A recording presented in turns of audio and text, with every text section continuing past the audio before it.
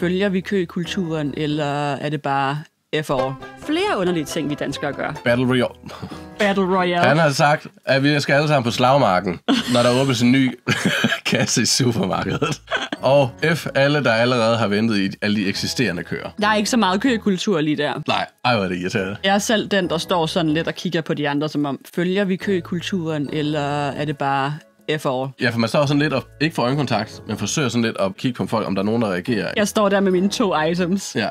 og tænker, burde jeg ikke? Og så kommer der lige en eller anden fra venstre ind, som ikke har stået i kø endnu, med fuld kurv, som lige, de åbner en kasse herovre.